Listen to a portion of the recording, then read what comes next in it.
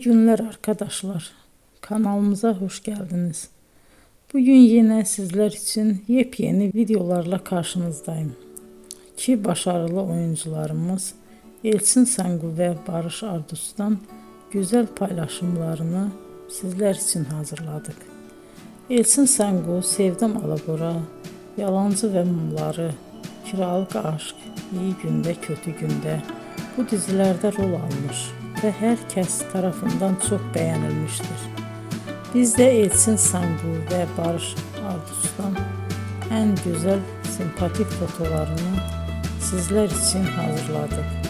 Bu karelerin devamını istiyorsanızsa emeğe saygı olarak kanalımıza abone olup yorum yazmayı unutmayın arkadaşlar. Teşekkür ederim.